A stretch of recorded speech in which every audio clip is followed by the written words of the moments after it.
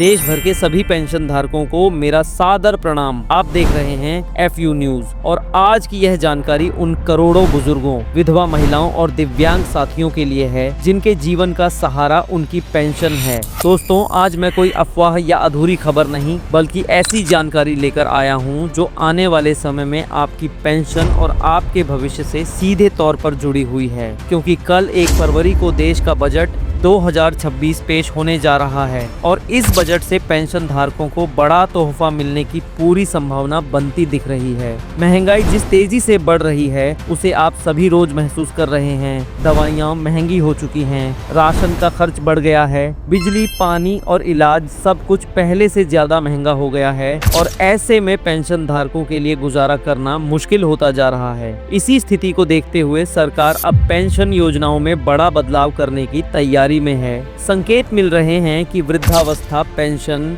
विधवा पेंशन और दिव्यांग पेंशन की राशि में इस बार केवल मामूली नहीं बल्कि ठोस और प्रभावी बढ़ोतरी की जा सकती है। कई रिपोर्ट्स और आंतरिक चर्चाओं के अनुसार पेंशन राशि 1,500 रुपए से बढ़कर 3,000 रुपए, 4,500 रुपए और कुछ पात्र लाभार्थियों के लिए 6,000 रुपए तक भी पहुंच सकती है। लेकिन दोस्तों, यह फायदा हर किसी को अपने आप नहीं मिलेगा। इसके लिए सरकार ने साफ कर दिया है कि जिन पेंशन धारकों के रिकॉर्ड सही होंगे, सत्यापन पूरा होगा और दस्तावेज अपडेट होंगे, उन्हीं को इस बढ़ी हुई पेंशन और बकाया राशि का लाभ मिलेगा। बहुत से पेंशन धारक लगातार परेशान होकर यह सवाल पूछ रहे हैं कि उनकी पेंशन 4 महीने, 6 महीने, 8 महीने या यहाँ तक कि 10 महीने से क्यों नहीं आई। तो दोस्तों, इसका सबसे बड़ा कारण यही सामने आया है कि या तो eKYC पूरी नहीं है, या बैंक खाता निष्क्रिय है, या आधार कार्ड और पेंशन रिकॉर्ड में जानकारी मेल नहीं खा रही है, या फिर जीवन प्रमाण पत्र समय पर जमा नहीं किया गया है।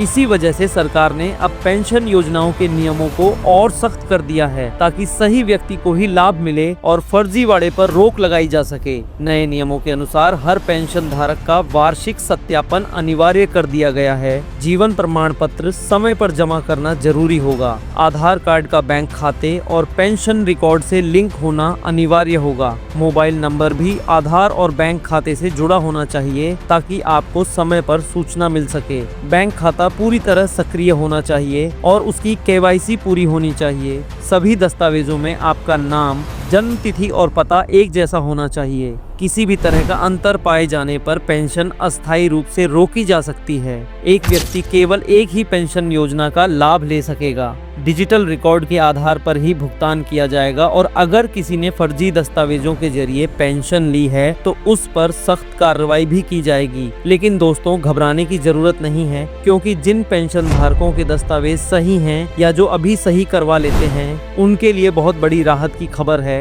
ऐसे लाभार्थियों की रुकी हुई बकाया पेंशन एक साथ उनके बैंक खाते में ट्रांसफर की जा सकती है, यानी महीनों से रुकी पेंशन एक ही बार में आपके खाते में आ सकती है। इसलिए दोस्तों, आज ही यह सुनिश्चित कर लें कि आपका आधार कार्ड बैंक खाते से जुड़ा हुआ है, बैंक खाता सक्रिय है, मोबाइल नंबर लिंक है, eKYC पूरी है और पेंशन रिकॉर्ड में कोई गलती नहीं है। इसके साथ ही बजट 2026 में वरिष्ठ नागरिकों के लिए केवल पेंशन ही नहीं बल्कि अन्य सुविधाओं पर भी सरकार ध्यान दे सकती है, जैसे स्वास्थ्य सेवाओं में सुधार, इलाज में प्राथमिकता, सस्ती और सब्सिडी वाली दवाइयाँ, स्वास्थ्य बीमा में राहत, टैक्स में छूट, बचत योजनाओं पर बेहतर ब्याज दर और शिकायत निवारण की प्रक्रिया को आसान बनाना। 60 से 75 वर्ष की आयु के वरिष्ठ नागरिकों को अतिरिक्त लाभ दिए जाने पर भी विचार किया जा सकता है। दोस्तों, आने वाला बजट पेंशन धारकों के लिए कई मायनों में ऐतिहासिक साबित हो सकता है, लेकिन याद रखिए, यह सब तभी संभव है जब आप नियमों का पालन करें और अपने सभी दस्तावेज समय रहते अपडेट करवा लें, क्योंकि एक छोटी सी लापरवाही आपकी पेंशन को रुकवा सकती है। दोस्तों, जैसे ही कल 1 फरवरी को बजट पेश किया जाएगा,